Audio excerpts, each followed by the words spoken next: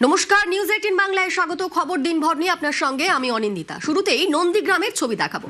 নন্দীগ্রামে বীরের সংবর্ধনা, জয়ের হ্যাট্রিকের পর নন্দীগ্রামে শুভেন্দু অধিকারী। শুভেন্দু অধিকারীকে কাছে পেয়ে নন্দীগ্রামের উচ্ছ্বাস।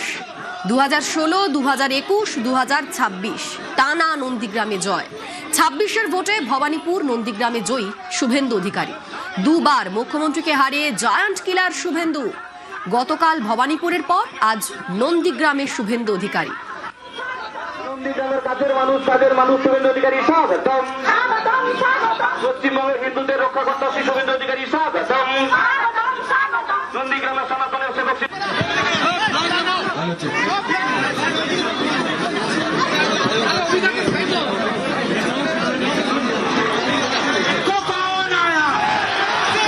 নন্দীগ্রামে পৌঁছন শুভেন্দু অধিকারী এবং শুভেন্দু অধিকারীকে কাছে পেয়ে নন্দীগ্রামের উচ্ছ্বাস। আজ একাধিক কর্মসূচি শুভেন্দু অধিকারীর ছিল। তিনি রেয়াপাড়াতেও যান, হরিপুর রেয়াপাড়া সহ বিভিন্ন এলাকায় ঘুরেছেন, হনুমান মন্দিরে পুজো দিয়েছেন। তাকে দেখেই কর্মী সমর্থকদের উচ্ছ্বাস, ফুলমালায় বরণ করে নেন তারা।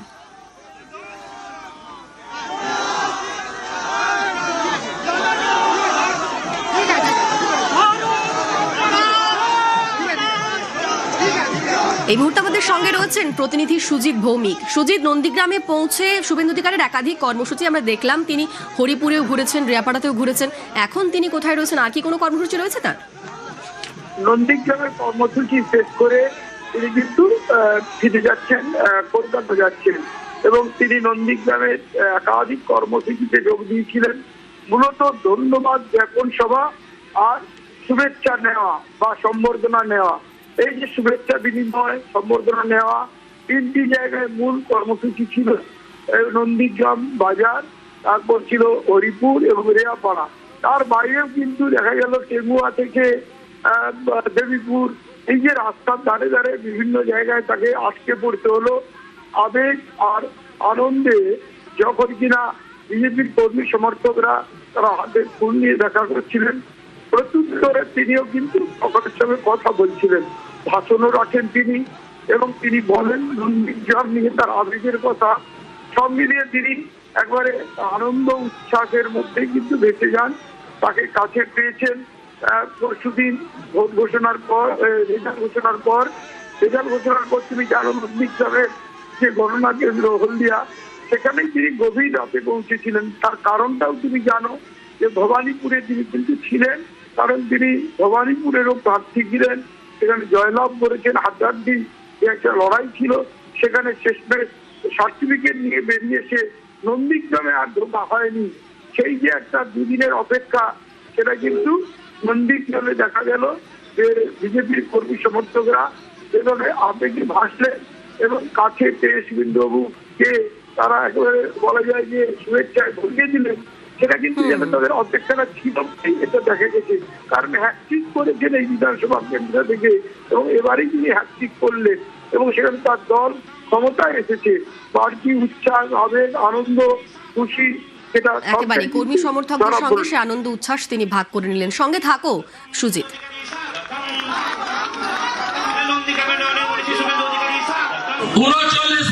ভোট লোকসভায় পেয়েছিলাম, এবারে 46% পেয়েছি।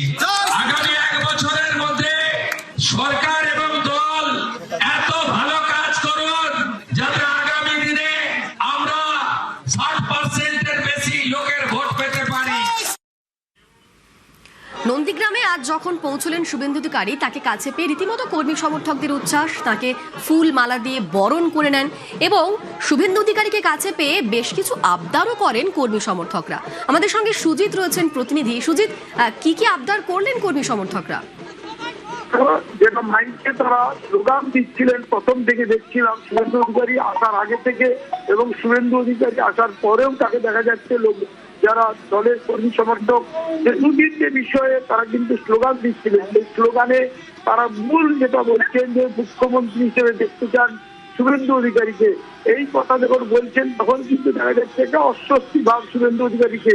কারণ শুভেন্দু অধিকারী যে অস্বস্তি ভাব, সেটা কিন্তু কারণ তিনি নিজেই মাইকে বললেন যে আরো অনেক কিছু দাবি করছিলেন যে নন্দীগ্রামের বিধায়কই থাকতে হবে আপনাকে, কারণ দুটি জায়গায় যে বলা যায় যে দুটি জায়গায় বিধায়ক হয়েছে, মানে 10 দিনের মধ্যে ছাড়তে হবে, সেই যে ছাড়তে হবে তাকে, সেইটার জন্য আগাম যে কথাগুলো শোনা যাচ্ছিল সেটা কিন্তু একেবারে দলের কর্মীরা প্রকাশ্যেই বলছিলেন যে মুখ্যমন্ত্রী পদে দেখতে চাই নন্দীগ্রামের বিধায়ক হিসেবে। কিন্তু সেখানেই তিনি সংযতভাবে বললেন যে আমি ডিসিপ্লিন একজন শরিয়ার দলের, যেখানে বিজেপির নেতা নেতৃত্ব, কেন্দ্রীয় নেতৃত্ব, রাজ্য নেতৃত্ব যা ঠিক করে দেবেন তাই হবে, একথা বলে কিন্তু তিনি শান্ত করছিলেন দলীয় কর্মীদের আবেগকে নিয়ন্ত্রণ বেশ, কি করছিলেন। বললেন শুভেন্দু অধিকারী, শোনাবো।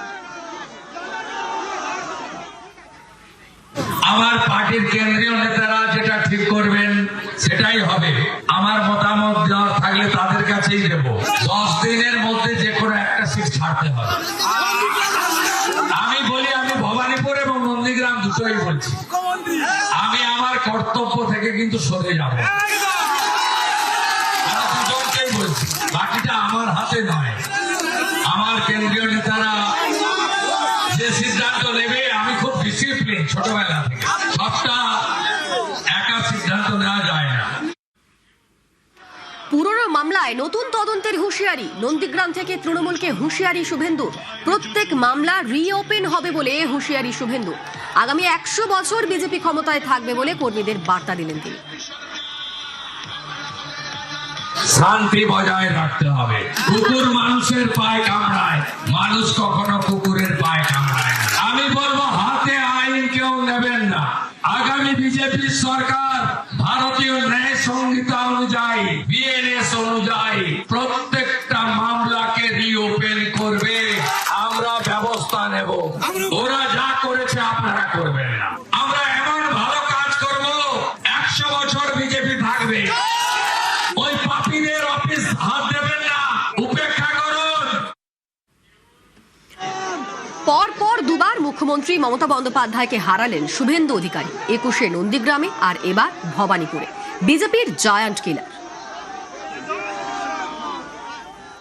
शुभेंदु दा हमारे नंदीग्राम से लड़ना चाहते थे। मैंने शुभेंदु दा को कहा था कि सिर्फ नंदीग्राम नहीं, ममता के घर में जाकर उसको हराना। और इनका रिकॉर्ड है, गत चुनाव में ममता बंगाल में सरकार तो बना पाई थी, मगर ममता दीदी नंदीग्राम में शुभेंदु दा के सामने चुनाव हार गई थी।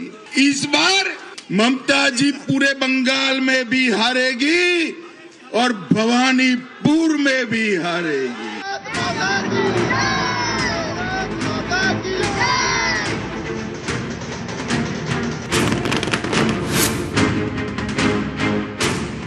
রাজ্য জুড়ে পরিবর্তনের ঝড়। তৃণমূলের তাবড়ো নেতারা হেরে গেলেন, হারলেন মুখ্যমন্ত্রীও।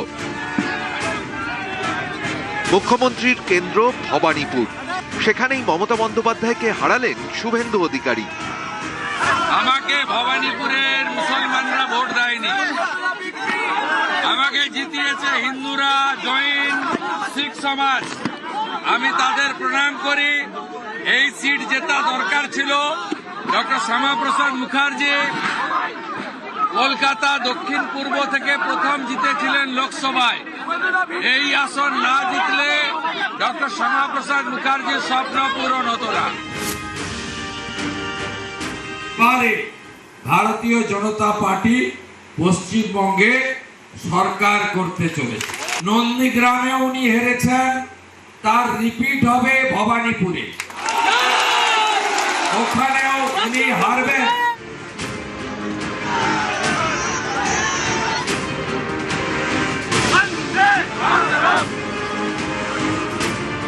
21-এর নন্দীগ্রামের পর 26-এ ভবানীপুর। পর দুবার মুখ্যমন্ত্রীকে হারালেন শুভেন্দু অধিকারী। 26-এর ভোটে 2টি আসনে দাঁড়ান শুভেন্দু অধিকারী, ভবানীপুর ও নন্দীগ্রাম। আপনারা নন্দীগ্রামের দায়িত্বটা নেবেন, আমি ভবানীপুরের দায়িত্বটা নিলাম। এবারে বিজেপি সরকার হবে, খুব ভালো দিন আসছে।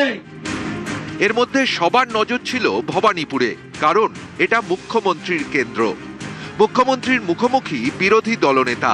এই লড়াইয়ে মমতাকে হারিয়ে দিলেন শুভেন্দু। 3বারের মুখ্যমন্ত্রী মমতা বন্দ্যোপাধ্যায় ভবানীপুরে তাকে 15,105 ভোটের মার্জিনে হারালেন শুভেন্দু।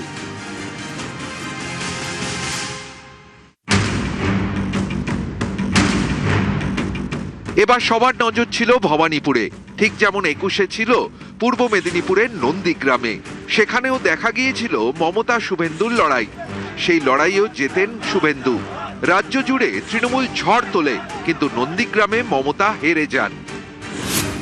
1956 ভোটে মমতাকে হারান শুভেন্দু। এবারেও নন্দীগ্রামে তিনি পদ্ম ফুটিয়েছেন। 9,665 ভোটে হারিয়েছেন তৃণমূলের পবিত্র করকে। 2016 সাল থেকে পরপর 3 বার নন্দীগ্রামে জয় শুভেন্দু। প্রথমবার হারিয়েছেন নিজের গড়ে, দ্বিতীয়বার হারালেন প্রতিপক্ষের ঘরে। পরপর 2 বার মুখ্যমন্ত্রীকে হারালেন শুভেন্দু অধিকারী, বিজেপির জায়েন্ট কিলার। নিউজ 18 বাংলা। মুখ্যমন্ত্রী বাঁচতে কলকাতায় অমিত শাহ। আগামীকাল কলকাতায় আসছেন অমিত শাহ। 8ই মে বিধায়কদের সঙ্গে বৈঠক করবেন অমিত শাহ। সেই বৈঠকে বিজেপির মুখ্যমন্ত্রী বাছাই করবেন অমিত শাহ। আমাদের সঙ্গে সুস্মিতা রয়েছেন প্রতিনিধি। সুস্মিতা, ঠিক কিরকম কর্মসূচি রয়েছে অমিত শাহের, এবং 8ই মে কি স্পষ্ট হবে মুখ্যমন্ত্রী কে হচ্ছেন বাংলার? কেন্দ্রীয় স্বরাষ্ট্রমন্ত্রী অমিত শাহ তিনি আগামীকাল রাতে বঙ্গে আসছেন আবার, এবং আগামী পরশু অর্থাৎ 8ই মে বিজেপির যারা নির্বাচিত জনপ্রতিনিধি রয়েছেন অর্থাৎ বিধায়ক রয়েছেন তাদের সঙ্গে তিনি বৈঠক সারবেন নিউ টাউনের কনভেনশন সেন্টারে। এবং সেখানে স্বরাষ্ট্রমন্ত্রী অমিত শাহের সঙ্গে যারা নির্বাচিত প্রতিনিধি তারা যেমন থাকবেন, ঠিক তেমনই রাজ্য বিজেপির শীর্ষস্থানীয় নেতৃত্ব অর্থাৎ শ্রমিক ভট্টাচার্য, অমিতাভ চক্রবর্তী, সুনীল বানসাল, যারা একদিন ভূপেন্দ্র যাদব, যারা একদিন নির্বাচনী কার্যকলাপ পরিচালনা করেছেন, তারা উপস্থিত থাকবেন। এবং সেই বৈঠকেই মনে করা হচ্ছে চূড়ান্ত হবে রাজ্যের পরবর্তী মুখ্যমন্ত্রী কে হতে চলেছেন, কিংবা রাজ্যের অন্যান্য যে সমস্ত ভারপ্রাপ্ত দপ্তর রয়েছে তার মন্ত্রিত্ব পদে কে বসতে চলেছেন, কে বা কারা বসতে চলেছেন। এবং সেই সকল বৈঠকের পর মনে করা হচ্ছে আগামী 9ই মে, যেমনটা পূর্বেও জানা গিয়েছিল যে শপথ গ্রহণ অনুষ্ঠান অর্থাৎ সরকারের সেই শপথ গ্রহণ অনুষ্ঠান হবে। তবে অমিত শাহের আশা এবং এ রাজ্যের যাবতীয় নির্বাচনী প্রতিনিধিদের নিয়ে বৈঠক এবং পরবর্তীতে মন্ত্রিসভা থেকে আরম্ভ করে বিভিন্ন পদে কারা আসীন হবে বা মুখ্যমন্ত্রিত্ব কার হাতে থাকবে সেই গোটা বিষয়টি নিয়ে অমিত শাহ বৈঠক সারবেন। এবং শুধু তাই নয়, অমিত শাহের বৈঠকের পাশাপাশি যারা অবশ্যই যারা রাজ্যে নেতৃত্ব তাদের সঙ্গে বৈঠক হবে। বেশ, ধন্যবাদ সুস্মিতা। অতীত থেকে শিক্ষা নিয়ে রণকৌশল এবং সেই মতো ভোট যুদ্ধের লড়াই, ভোট যুদ্ধের সাফল্য, বাংলা জুড়ে গেরুয়া ঝড়। অঙ্গ কলিঙ্গের পর এবার বঙ্গে বিজেপির সরকার।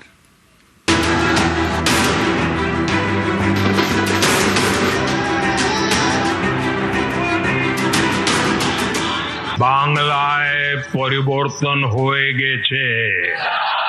হিন্দিতে একটা কথা আছে, মোদি হ্যাঁ তো মুমকিন হ্যাঁ। তো মোদিজি থাকলে সব সম্ভব। 2011 বিজেপি ছিল শূন্য, 2021-এ 200 পারের ডাক দিয়ে থামতে হয়েছিল 77-এ, আর 26-এ বাংলা জুড়ে পদ্ম চাষ। তৃণমূলকে ধরাশায়ী করে বিজেপির ডাবল সেঞ্চুরি। বিজেপির এই বিরাট সাফল্যের পিছনে কাজ করেছে তাদের রণকৌশল। যেমন ভোটের আগের দিন বিভিন্ন নেতাদের ফোন করে বলা হয়, আপনি 10 জন ভোটারকে ভোট দিতে নিয়ে যাবেন, এই 10 জন আবার আরো 10 জনকে নিয়ে যাবেন, সেই 10 জন আরো 10 জনকে। এভাবেই দলে দলে বিজেপিকে ভোট দিতে হবে। অনেকেই বলতেন বিজেপির বাংলায় সংগঠন কোথায়, কিন্তু এবার তাদের যা জয়ের মার্জিন তাতে অনেকেই চমকে গিয়েছেন। এর পিছনেও রণকৌশল, স্ট্র্যাটেজি। মাননীয় মোদিজির উন্নয়নের মডেল, ভারতীয় জনতা পার্টির মাননীয় গৃহমন্ত্রীর দ্বারা তৈরি করা যে স্ট্র্যাটেজিকে বড় একটা টিম রাজ্য এবং কেন্দ্রীয় নেতৃত্বের তারা মাটিতে নামিয়েছে। বিজেপির ফোকাসে ছিল শহর এবং গ্রামাঞ্চলের পাড়া। পাড়ায় পাড়ায় ঘুরে একাধিক বৈঠক করেছেন বিজেপি স্থানীয় নেতা কর্মীরা। নেতৃত্বে কেন্দ্রীয় পর্যবেক্ষক সুনীল বানসাল, ভূপেন্দ্র যাদব এবং বিপ্লব দেব। ফেব্রুয়ারি থেকে এপ্রিল পর্যন্ত 15,000 পথসভা করেছে বিজেপি। রাজ্য জুড়ে উঠোন বৈঠক করেছে 1,65,000। গ্রামের বাসিন্দাদের সঙ্গে আলোচনায় বসেছে, খুঁটিয়ে খুঁটিয়ে জেনেছে স্থানীয়দের কি সমস্যা, কি চাহিদা, এলাকায় তৃণমূলের অত্যাচার চলে কিনা। বিধানসভা কেন্দ্র ধরে ধরে এইসব তথ্য পাঠানো হয় দলীয় নেতাকর্মীদের কাছে, তারপর ইস্যু ধরে চালিয়েছে প্রচার। এসবের সুতো পাকানোর কাজ শুরু হয়েছে অনেক আগে থেকে। পশ্চিমবঙ্গে পদ্ম চাষের জমি শক্ত করেছিলেন অমিত শাহ। 2022-এ সুনীল বনসালকে তিনি পশ্চিমবঙ্গের কেন্দ্রীয় পর্যবেক্ষক করেন, সহ পর্যবেক্ষক মঙ্গল পাণ্ডে। 2025-এ সুনীল বনসালের সঙ্গে দায়িত্ব দেওয়া হয় ভূপেন্দ্র যাদব এবং বিপ্লব দেবকে। সুনীল বনসালের দায়িত্ব ছিল বুথ স্তরের নেতাকর্মীদের কাজ করানো, আর ভূপেন্দ্র যাদব এবং রাজ্য বিজেপির সভাপতি শ্রমিক ভট্টাচার্য ছিলেন গোষ্ঠী কোন্দল মেটাতে। মাননীয় মোদীজির উন্নয়নের মডেল, ভারতীয় জনতা পার্টির মাননীয় গৃহমন্ত্রীর দ্বারা তৈরি করা যে স্ট্র্যাটেজিকে বড় একটা টিম রাজ্য এবং কেন্দ্রীয় নেতৃত্বের তারা মাটিতে নামিয়েছে। তাদের সকলকে আমি আমার তরফ থেকে ধন্যবাদ জানাই। মাননীয় সুনীল বনসাল থেকে শুরু করে মাননীয় ভূপেন্দ্র যাদবজি থেকে শুরু করে মঙ্গল পাণ্ডে, অমিত মালব্য, বিপ্লব দা এবং তারপরে আমাদের সমস্ত রাজ্য নেতৃত্ব, আমাদের রাজ্য সভাপতি, বিরোধী দলনেতা, প্রাক্তন রাজ্য সভাপতিগণ যারা অ্যাক্টিভলি কাজ করেছেন, দিলীপ দা, রাহুল দা, এবং তার মধ্যে আমিও আমার সামান্য কিছু কন্ট্রিবিউশন রেখেছি। সকল নেতৃত্বে এবং সব থেকে বড় গুরুত্বপূর্ণ ভূমিকা যারা পালন করেছে তাদের নাম হচ্ছে ভারতীয় জনতা পার্টির কর্মী এবং নেতৃত্ব, কার্যকর্তা যাদেরকে আমরা বলি। তারা যারা মাটিতে লড়াই করেছে তৃণমূলের এত অত্যাচার সহন করার পরেও, 21 থেকে লাগাতার অত্যাচারের পরেও তারা যারা ময়দানে থেকেছে। একদিকে সংগঠনের জোর, আরেকদিকে দলীয় প্রচারের ঝড়, সবই স্ট্র্যাটেজি মতো। রাজ্য জুড়ে 19টি জনসভা এবং 2টি রোড শো করেন নরেন্দ্র মোদী। 29টি জনসভা এবং 11টি রোড শো করেন অমিত শাহ। মাননীয় প্রধানমন্ত্রীজি নিজে এত এখানে পরিশ্রম করেছেন, তাকে আমার তরফ থেকে অনেক অনেক শুভেচ্ছা। মাননীয় গৃহমন্ত্রীজি স্ট্র্যাটেজি প্রত্যেকটি সিটকে নিয়ে মেটিকুলাসলি প্ল্যানিং করে কিভাবে কি করতে হবে, সকলে মিলে সুন্দর একটি কনসোর্সিয়াম তৈরি হয় এবং যেভাবে আমাদের সিম্ফনি তৈরি হয়, এক একজন এক একটা বাদ্যযন্ত্র বাজায়, কেউ তবলা, কেউ সেতার, এবং সবাই যখন নিজের কাজ করে একটা সুন্দর কোঅর্ডিনেশন তৈরি হয় এবং একটা সুন্দর সিম্ফনি তৈরি হয়েছে। একেবারে ছক কষে ভোটে লড়া, প্রতি ইঞ্চির জন্য রণকৌশল। ভোটের কুরুক্ষেত্রে তৃণমূলকে ধরাশায়ী করে বিজেপির জয় জয়কার। সোমবার ভোটে জিতে সোশ্যাল মিডিয়ায় অমিত শাহ লেখেন, আমার মতো প্রতিটি বিজেপি কর্মীর জন্য এটি গর্বের মুহূর্ত যে গঙ্গোত্রীতে মা গঙ্গার উৎস থেকে শুরু করে গঙ্গাসাগর পর্যন্ত আজ সর্বত্র বিজেপির গেরুয়া পতাকা গর্বের সঙ্গে উঠছে। বাংলায় বিজেপির এই ঐতিহাসিক জয় আমাদের অসংখ্য কর্মীর ত্যাগ, সংগ্রাম ও আত্মবলিদানের ফল। এটি সেই সব পরিবারের ধৈর্যের জয় যারা হিংসা সহ্য করেও গেরুয়া পতাকা ছাড়েনি। নিউজ 18 বাংলা।